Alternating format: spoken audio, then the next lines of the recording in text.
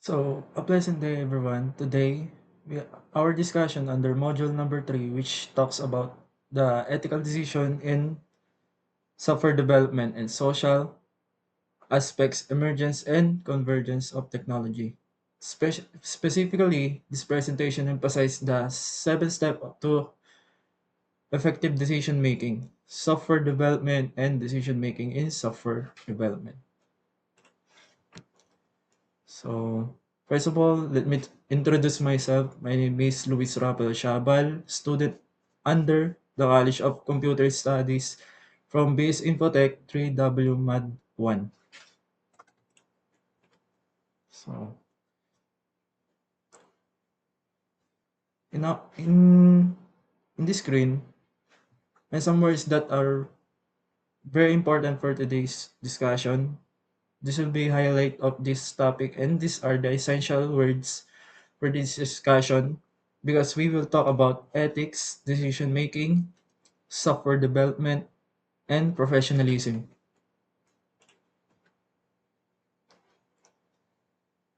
These are the objectives for this presentation. And then the discussion, you will be able to explain the concept, software development, identify the different professions involved in the process as we will going to learn about what is software development and the different professions working together relevant to its development. Next is you're expected to appreciate the importance of sound decision making in becoming a responsible IT professional, as this presentation will be provide discussion on decision making and why it is important for us as we continue to explore this program. Lastly, you will be able to demonstrate effective decision making skills by applying them in software development scenarios, ensuring that this discussion has its real life application. Now, let's start with the decision making.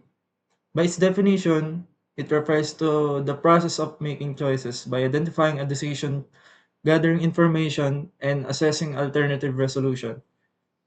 We make decision in our everyday life, but in IT, good decision making helps ensure that projects run smoothly, resources are managed efficiently, and uh, problem problems are solved in the most effective way. In the context of IT, this includes decision about technology adoption, troubleshooting, technical issues, or team management. By practicing effective decision making, IT professionals contribute to better outcomes for both their teams and their organizations. However, some people find it's hard making decisions, but making decisions is uh, really important because most of the time we need to make decisions from the clothes we pick, ranging trivial issues like what to have for lunch or right up to life changing decisions like where and what to study. Some people research to searching for information or even asking other people about their recommendation. That's why it is important to know the 7 steps to effective decision making that provides guidelines and step-by-step process that we can follow in order to make good decisions. Following a structured step-by-step process will allow us to organize relevant information and vari- um, consider consider various alternatives carefully. It can help us make more intentional and well-informed choices. This method increases the likelihood of selecting the most satisfying option available and in choosing the decisions that we will never regret. Now let's talk about this step one by one.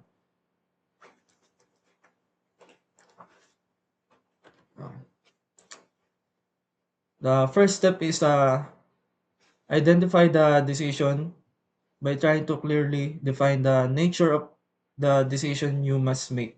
This is a very important step, especially the moment that you start to realize that you need to make decision.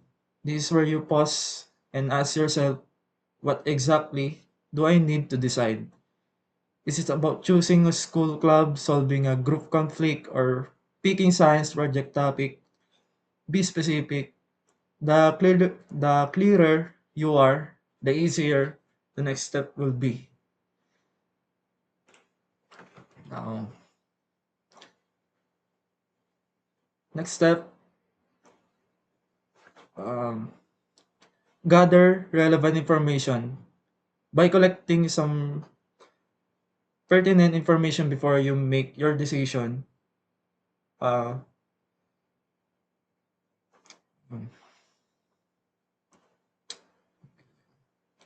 what information is needed, the best sources of information, and how to get it. This step involves both internal and external work. Think of yourself as a what do you call that? Detective, but you need to consider both the internal and external aspects in gathering information. But what is the difference between external and internal information? In gathering information, we need to ask ourselves, what do you need to know before deciding? Some answers come from inside inside you, your values, your goals, your past experience. That internal information is the information that you seek through process of self-assessment. Meanwhile, other informations comes from outside source like books, website, teachers, or friends. That's externals. External information are those that you'll find online in books, from other people, and from other sources. Both aspects are important to consider in making decisions.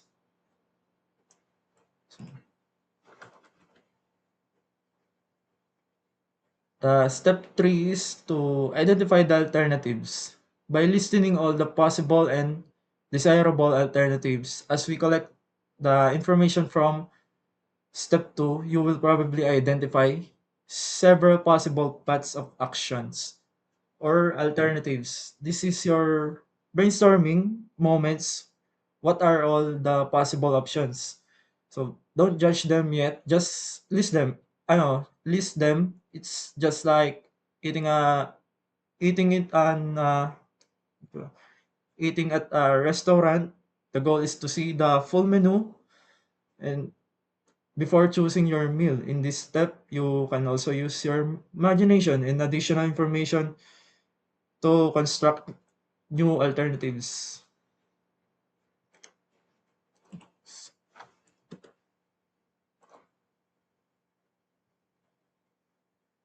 Weigh the evidence.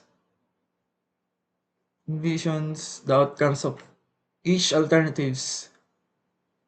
Assess whether each one will you effectively address need identified in step 1. So in this way, weigh the evidence. As you reflect emotionally and logically, you'll naturally start learning toward options that best support your goals. In the end, rank the alternatives according to their potential effectiveness and alignment with your values.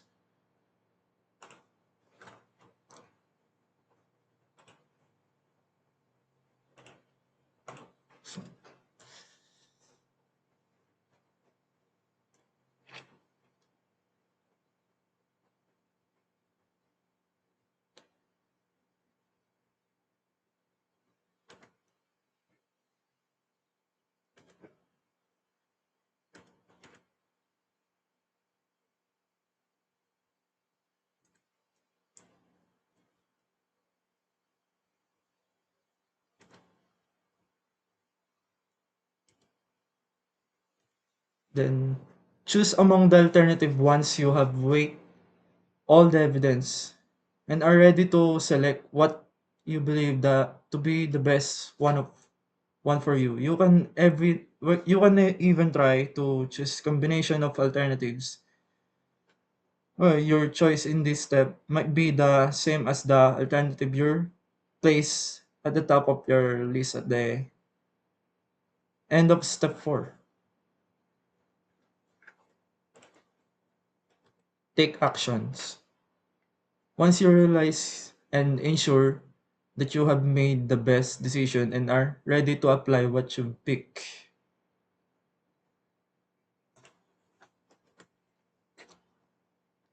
And lastly, and review your decision and its consequences. Consider what the results of your decision are and evaluate if it has resolved the need you identified in step 1. If you realize that the decision you made didn't meet the identified need, you may want to repeat the certain steps of the process to make a new decision.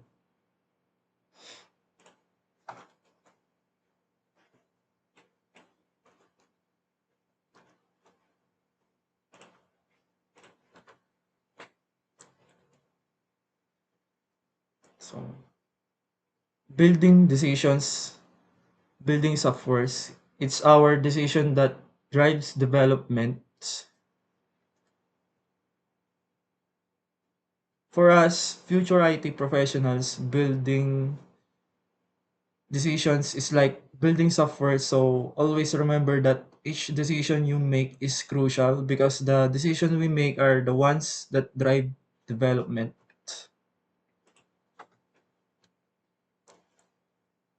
So, what is software development? Software development refers to a set computer science activities dedicated to the process of creating, designing, deploying supporting software. As you can see, software involves serious activities in computer science, which includes designing structure of software, writing the actual code, testing it to ensure that it functions correctly, and then deploying it for users and continuously updating or improving it after release. In simple terms, it covers everything from the initial idea for a program to its final implementation and ongoing support. Oh. Software development. Software itself is the set of instruction of programs that tell a computer what to do. It is dependent of hardware and make computers programming. So, software is a collection structure, instructions, program, or data that tells computer how to perform specific tasks. To put it simplify, software serves as the brain that enables a computer to operate, transforming a computer from simple machine into functional, purposeful to that is capable of carrying out countless operations. So, three basic types software developments. System software. System software provide core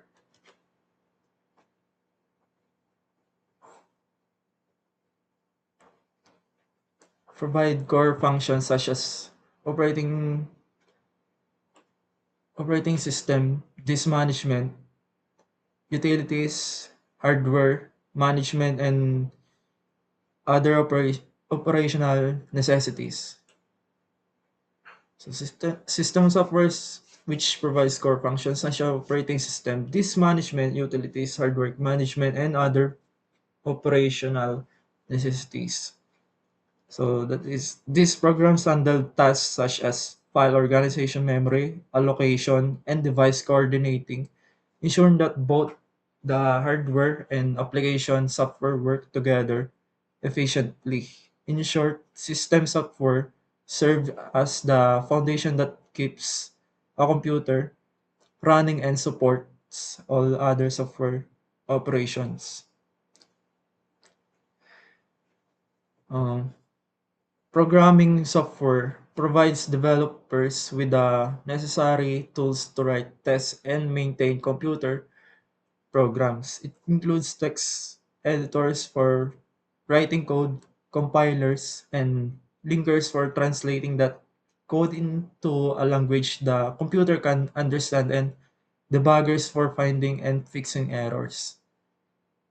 These tools work together to help programmers design efficient and functional software applications. In essence, programming software serves as the workspace where development or no, developers create the programs that make computers perform specific tasks. And third is the application software, applications or apps, which is used to help user performs tasks. Office productivity suits that data management software, media players, and security programs are examples. Applications also refers to web and mobile application like those used to shop on Amazon.com, socialize with Facebook, or post pictures in the Instagram.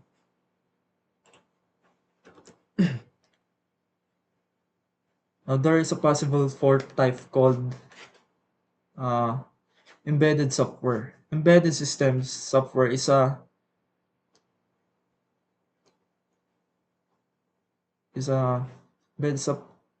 embedded, embedded system software is used to control machines and devices not typically considered computers, telecommunications networks, cars, industrial robots, and more. This device and this device and their software can be connected as part of the Internet of Things or IoT.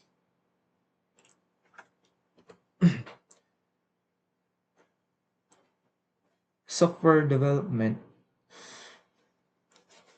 Programmers, software engineers, and software developers often work closely together, and their roles frequently overlap depending on the organizations or project.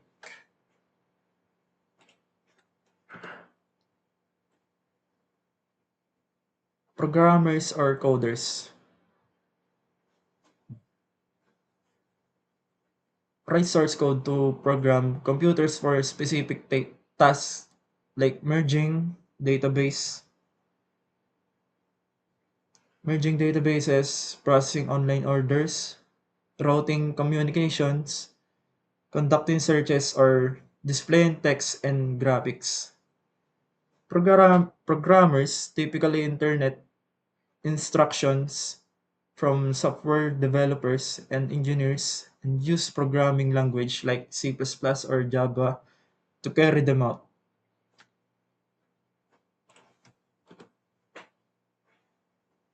So, software engineer. On the other hand, applying engineering principles to software creation, emphasizing efficiency, reliability, and what's it called that? Scalability,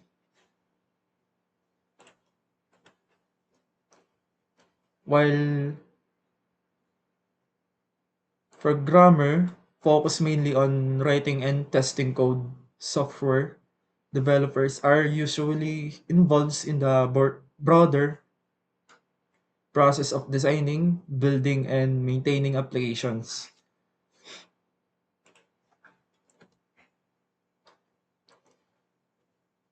Collaboration and responsibilities among this role can vary widely across different teams, companies, and development communities depending on project size, goal, goals, and workflows.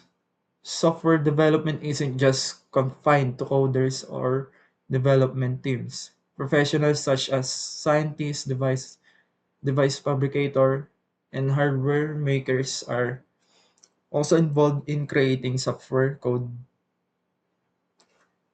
even though they are not primarily software developers. Nor is it confined to traditional information technologies industries such as software or semiconductor business. To further explain this, Brook Institute states that those businesses account for less than half of the companies perform software development.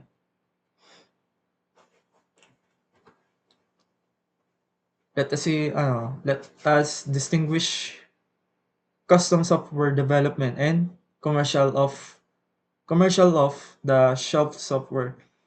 Now, custom software development is the process of designing, building, deploying, and maintaining software that is specifically tailored to meet the unique needs of the particular uses, organizations, or set of functions.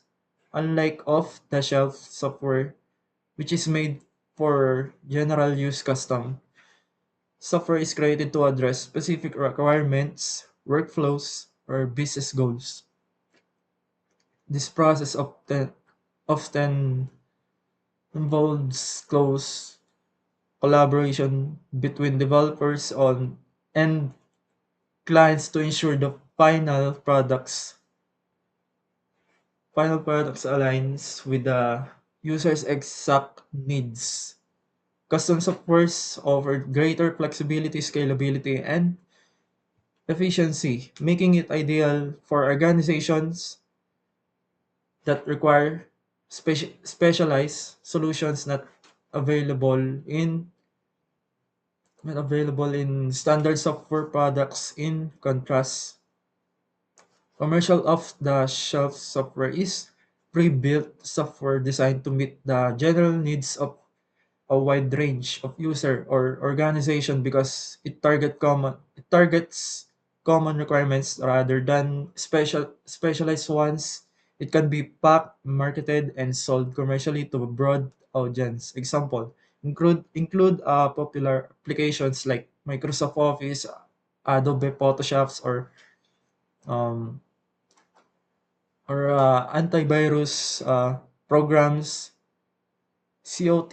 COTS software is typically ready to use upon installation, offering a convenience and cost saving compared to developing custom software. However, it may lack the flexibility or customizations needed for organizations with unique processes or specialized functions.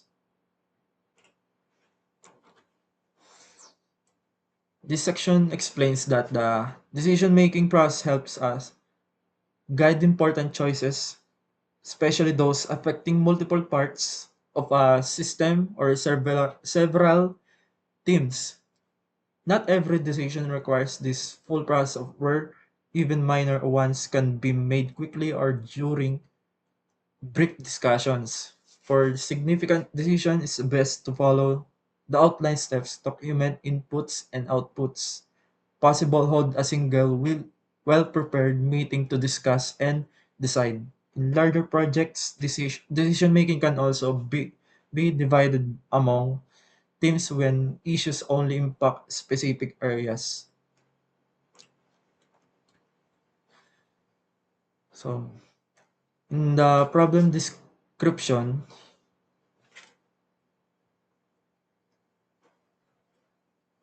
you need to identify and describe the problem you are currently facing. First, you need to input here. You need to clearly state what issue you want to solve, whether it's functional or technical, explaining why it's a problem with simple specific reasons to avoid addressing non-issues.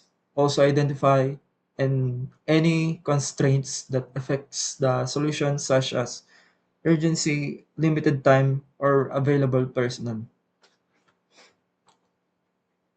The audience here is the technical audience, and if the problem is related to functionalities, you'll need business people to explain it and to be asked if someone or some alternative solutions are valid.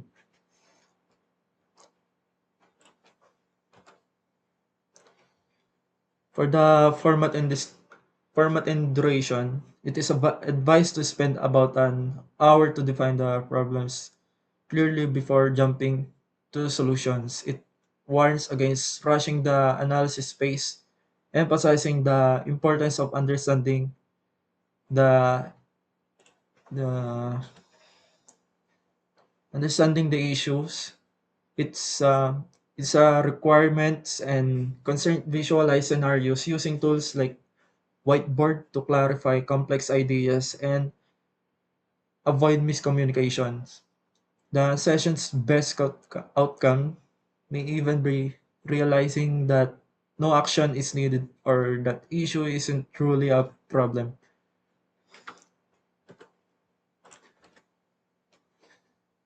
Lastly, for the problem description, there must be a journal entry with pictures of the whiteboards, if any, and summary about the problem. And then it's time for you and the rest of to start thinking about solution, reflect on the issues, and identify the possible solution to the problem.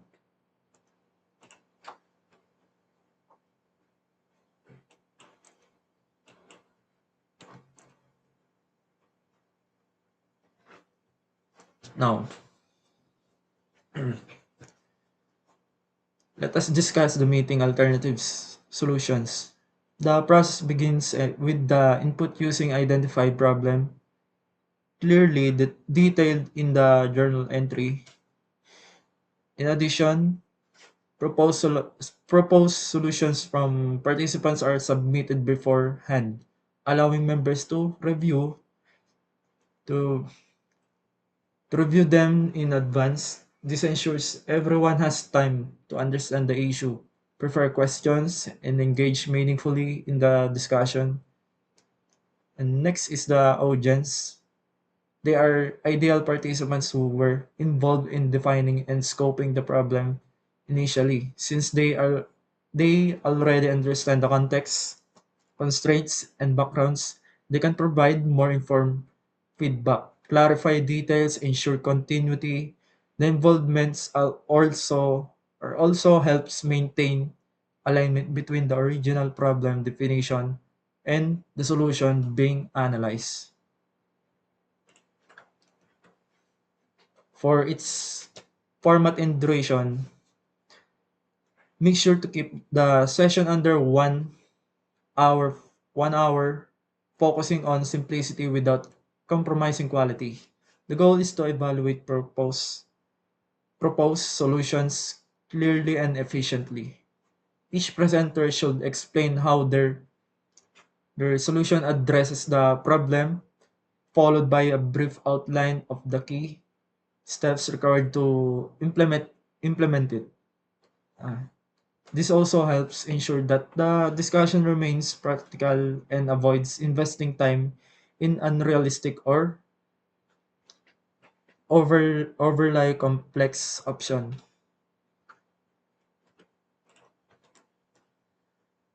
The session should result in list of solution,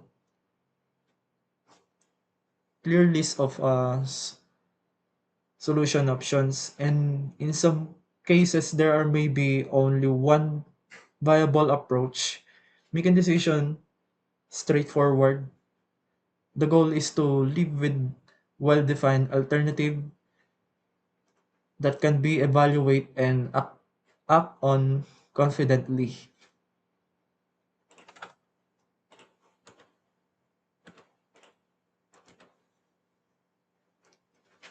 For the decision making, the input must contain problem description, its constraint, and different alternatives to solve it. And similar to the previous step, the audience for this section will be the same.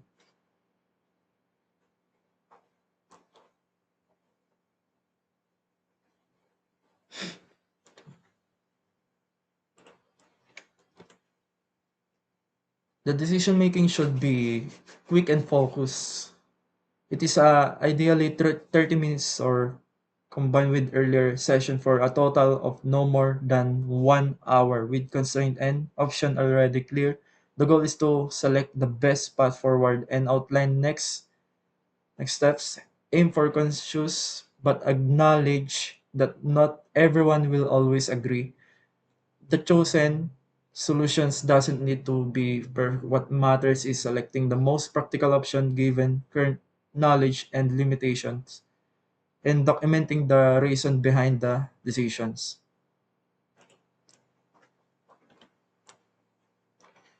Lastly, uh, record the final decision and the reason behind it in a journal entry, including a constraint that influence it. Share the decision with the team and ensure everyone aligns with it. Aligns with it and avoid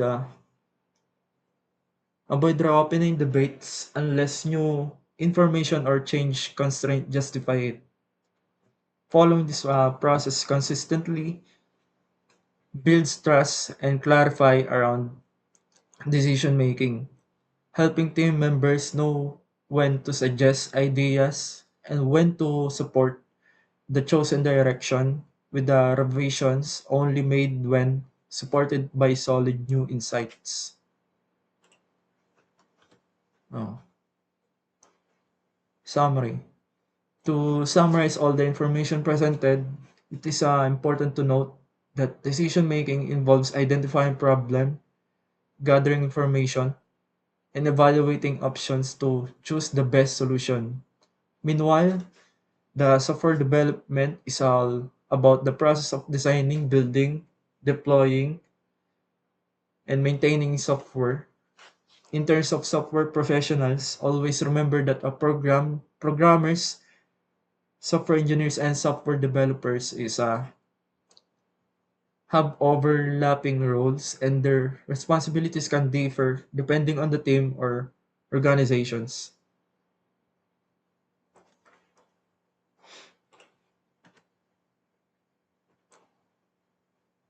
LSP self-paced learning modules reference is represented here are the reference used in the presentation. The main reference used is our LSP self-paced learning module, which is also grounded in solid research. It is drawn from modules and text by yeah, it's a script.